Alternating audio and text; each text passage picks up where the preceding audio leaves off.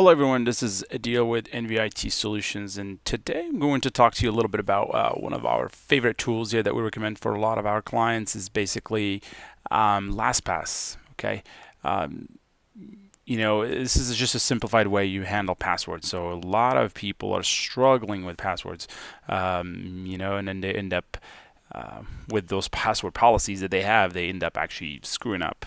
What I mean by screwing up, they end up using the same password for every single thing they have. They end up writing it down. And sometimes we see that in a lot of our clients we manage when we enforce password policies. People get very uncomfortable and they do not like that at all.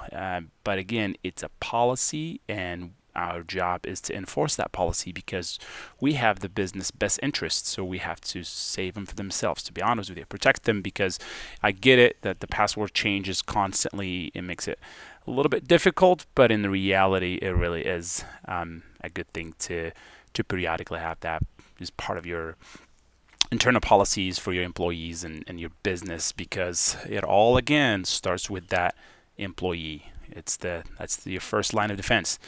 Okay. LastPass is actually one of the, we're using multiple for us. We just evangelize a bunch of tools for you guys, and we come up with the best solution. And for us, I personally use this thing called 1Password, as well as LastPass. Okay. Two different technologies. They serve the same purpose. I don't need to go into the details of what the side of the technology side of things, what they're doing, but for sake of time and simplicity, we're just going to keep it simple here. Okay. Basically, this is LastPass for business. It doesn't cost that much. It's $2.50 for per user per month. And here's all the stuff you get: a vault, unlimited shared folders, admin dashboard, and easy user management, yada yada. And then if you go with the enterprise level, then you get all other cool stuff here. Single sign-on, which is pretty awesome. Cool. What we do, let's just say if you're just a regular user, you want to use it for family, for your own personal use, which you could use it for business too if you want to. Depends on the policies that you've got. So you need to check with your administrator, and your is actually a really cool, simple tool to use. How it works, let's just go back here, and their website, lastpass.com. Super simple. One of the cool things I like about them, they have a Chrome extension, or so it's right here, and I guess they have it for all these. Internet Explorer. I'm surprised to see it, but so here it is. Right now, I just click on it. It's installed. I just go into log into my account, and all I need to remember is that master password. Nothing else. Everything else is stored in the cloud.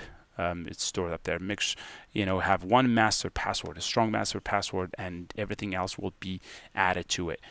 For instance, all your sites will be down here when you log into the dashboard. I'm not going to go into my dashboard because I don't want to expose websites we use. There's some privacy there, so therefore we're just going to go by this dashboard over here that LastPass showed. So you can just go in online and then you can sign up. So a perfect scenario will be you can categorize your website, say corporate tools. You can do banking and finance. You can do project management tools, yada yada. You get the idea. Okay, so now when you click on, you can fill this out automatically.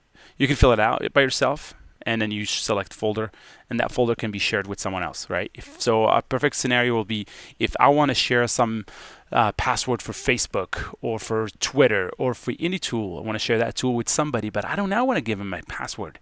So what I'll do, I'll just create this here, right? And then after that, I will save it, and then see if they're talking about it here.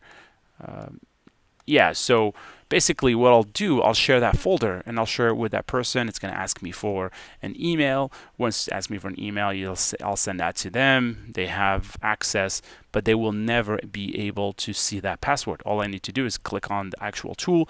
It logs them automatically.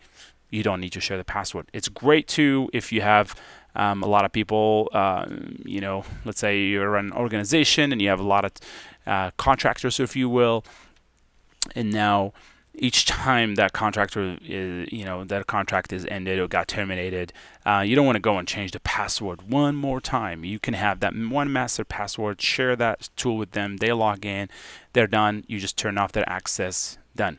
So this is the cool thing about it. It's the secure notes. You can add this here. We don't use it to extend. I use my own one password, but you get the idea, okay? So you can just talk about, you can see this two-factor authentication is, for us, is turned on all the time, because it's just a good practice. I know it's annoying, I get it, but it really is a good one. For the mobile app, I think you have to pay, but it really is a good one too. You can just, with one click, you're in. You don't have to worry about it.